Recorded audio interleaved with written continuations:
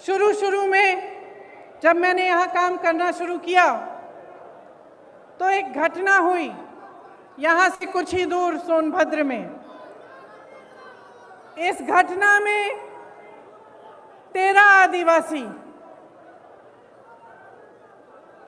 खेत में काम कर रहे थे। जब पुलिस प्रशासन की सहमति से कुछ लोग उनकी ज़मीन लेने की कोशिश कर रहे थे, वो लोग आए, ट्रैक्टर जीप लेके आए और उन्होंने मारपीट की, गोली चलाई और 13 आदिवासियों को शहीद किया। सोनभद्र में नरसंहार हुआ। जब मैं उनसे मिलने गई तो मेरे मन में एक बात बहुत स्पष्ट मुझे लगी। जिस परिवार के पास मैं जा रही थी वे कह रहे थे हमें मुआवजा नहीं चाहिए, हमें पैसा नहीं चाहिए किसी सरकार का, हमें न्याय चाहिए। लेकिन दीदी, हमें न्याय की उम्मीद नहीं है। उसके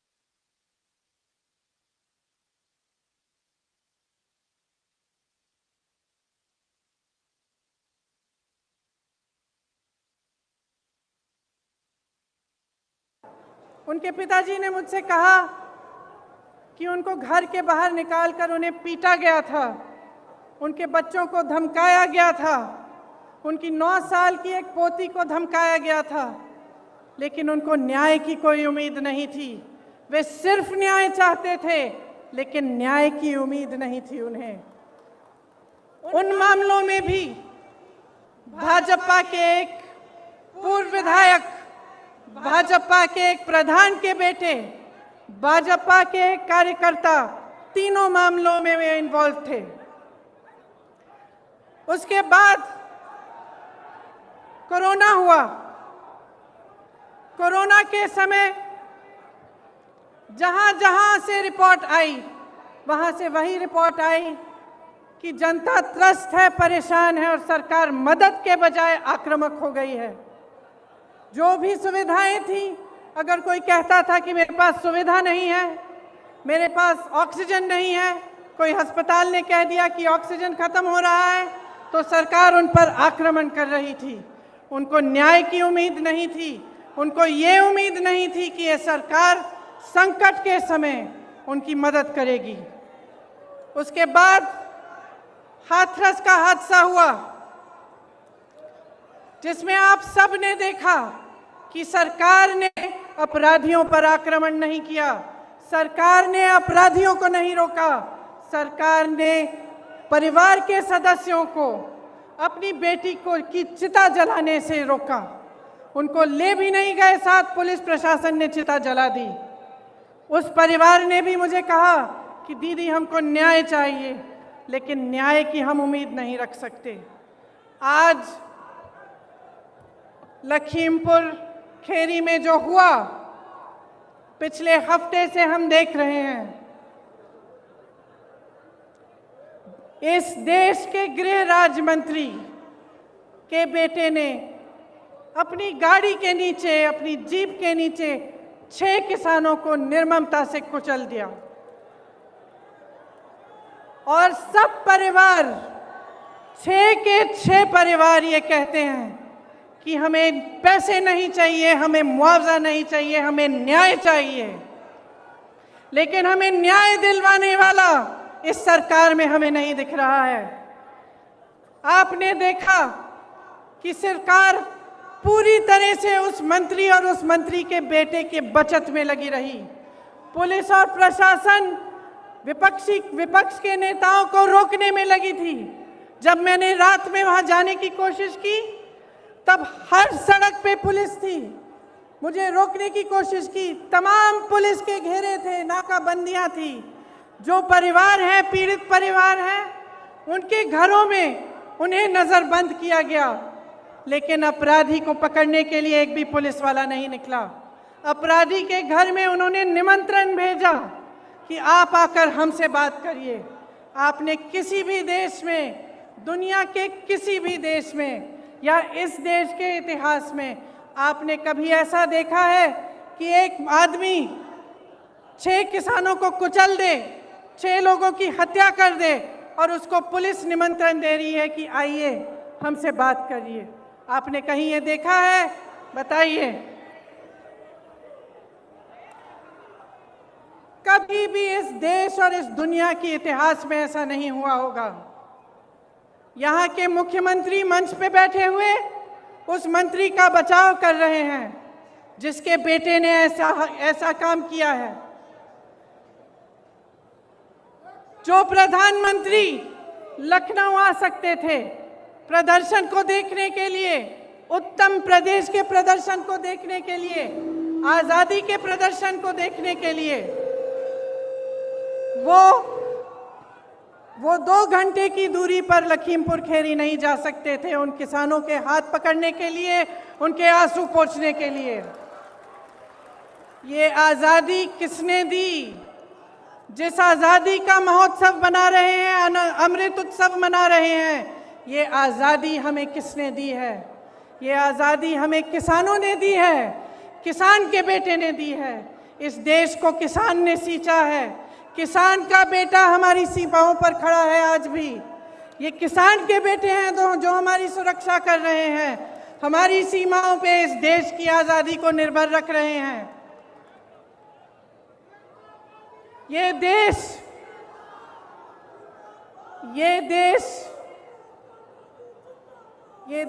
क्या है? ये देश एक आस्था है, एक उम्मीद है। इसी न्याय की उम्मीद पर इस देश को आज़ादी मिली। जब महात्मा गांधी जी आज़ादी की लड़ाई लड़ने के लिए गए तो उनके दिल में ये था कि मेरी जनता को, मेरे लोगों को, मेरे देश के किसानों, दलितों, मेरे देश की महिलाओं को, देश के गरीबों को न्याय मिलना चाहिए।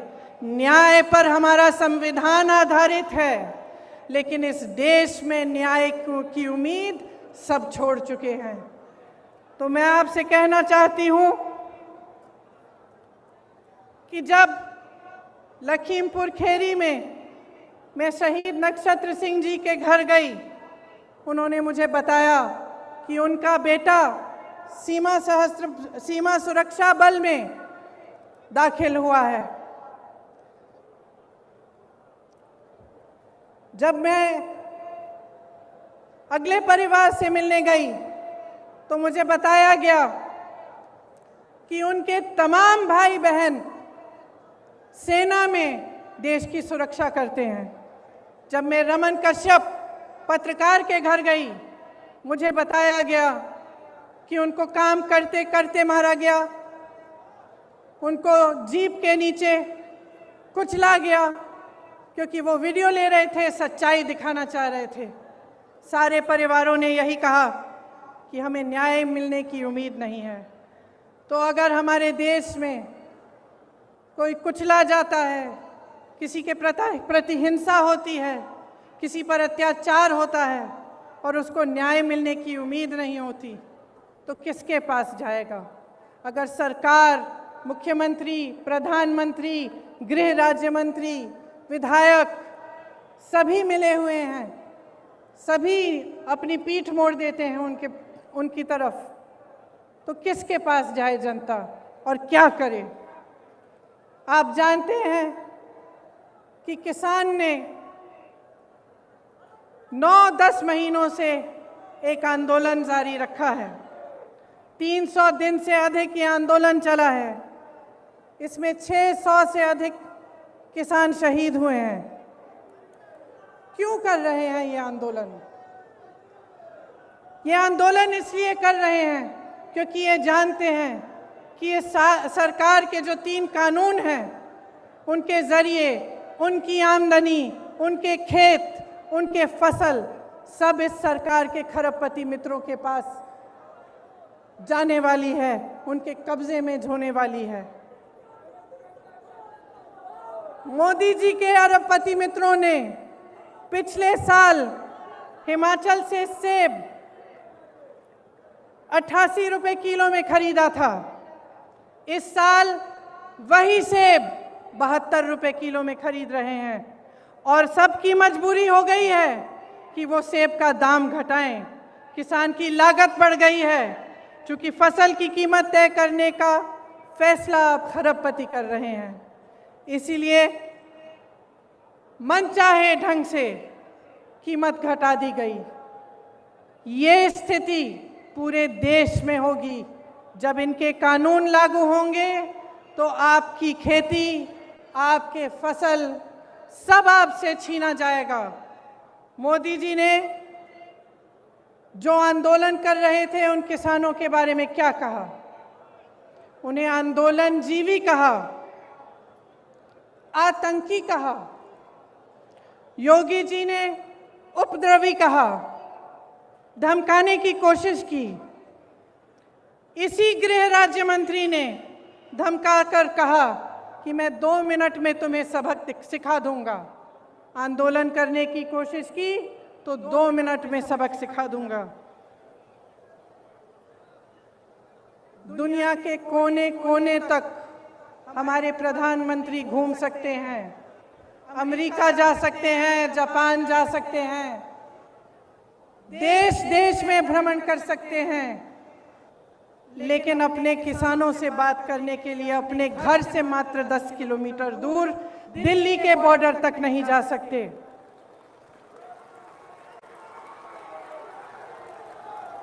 अपने आप को गंगा पुत्र कहने वाले हमारे प्रधानमंत्री ने गंगा मैया के आशीर्वाद से खेतों में फसल लहलहाने वाले करोड़ों गंगा पुत्रों का अपमान किया है।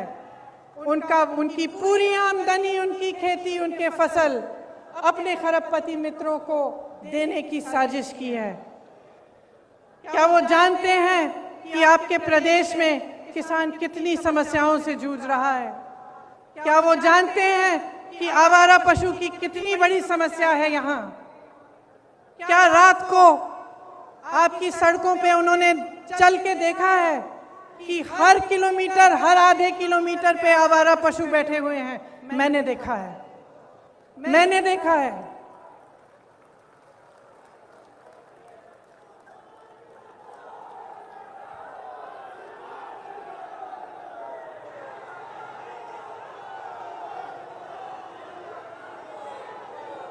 किसानों की बिजली के दाम 3 बार बढ़ा चुके हैं। क्या नरेंद्र मोदी जी ने देखा है कि आपको कितने बड़े बड़े बिल मिल रहे हैं? कि जब आपको बिजली नहीं मिल रही है फिर भी आपको बिजली के बिल मिल रहे हैं।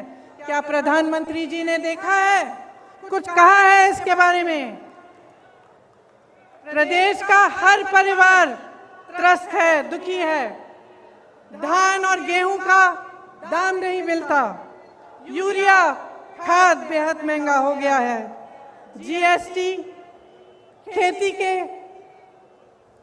जो खेती में काम करने के इंस्ट्रूमेंट होते हैं उन पर भी जीएसटी लगा रखी है। 100 रुपए का पेट्रोल, 90 रुपए का डीजल, 900 रुपए में रसोई का गैस।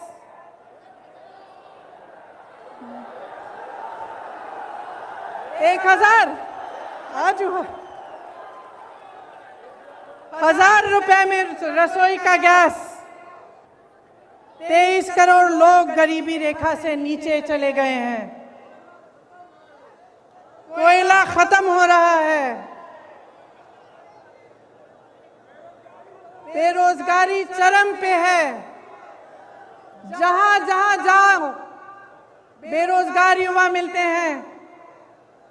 परसों मैं लखनऊ की एक बस्ती में गई।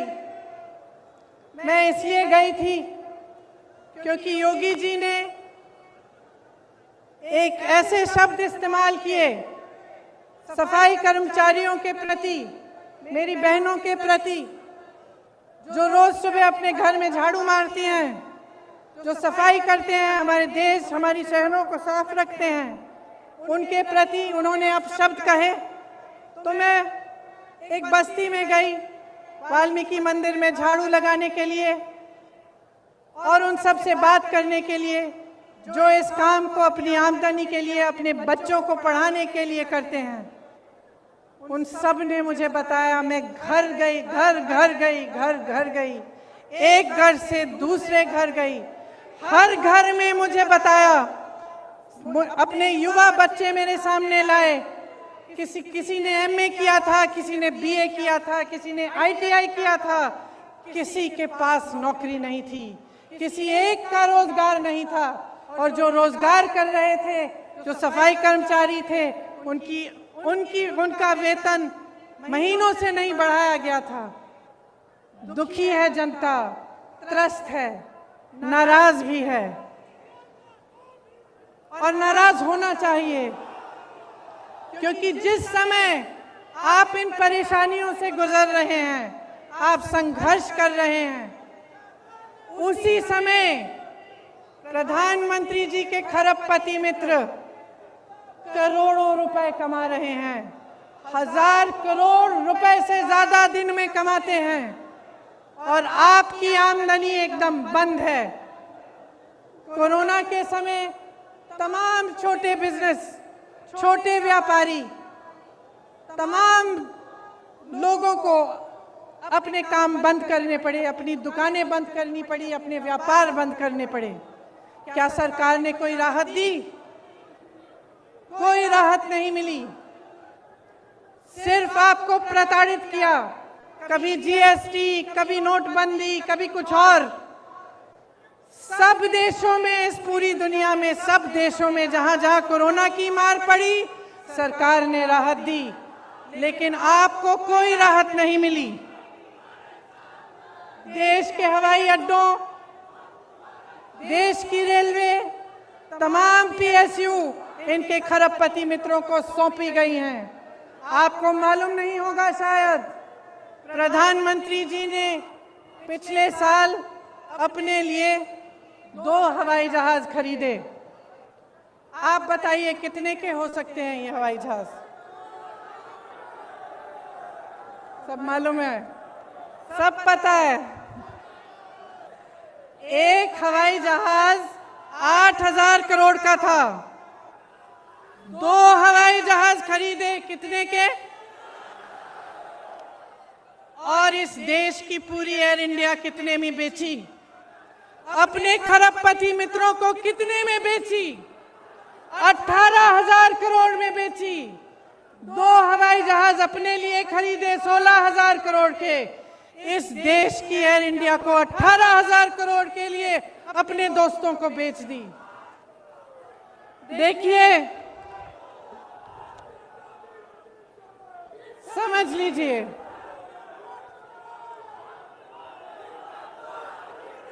समझ लीजिए, जब मैं बात करती हूं लोगों से, जब मैं लोगों से बात करती हूं, एक बात उभरती है कि हाँ, कुछ हो नहीं रहा है, कमाई नहीं है, रोजगार नहीं है, किसान त्रस्त है, नदियों के पास रहने वाला निषाद त्रस्त है, दलित त्रस्त है, महिला त्रस्त है, सब त्रस्त है। लेकिन दीदी, एक बात है कि मीडिया में बहुत आता है कि हम सुरक्षित हैं, तो मैं पूछना चाहती हूं कि क्या आपको सच्चाई दिख नहीं रही है? इस देश में सिर्फ 2 तरह के लोग सुरक्षित हैं आज। एक, जो भाजपा का सत्ताधारी नेता है वो, और दूसरा जो उसका खरबपति मित्र है।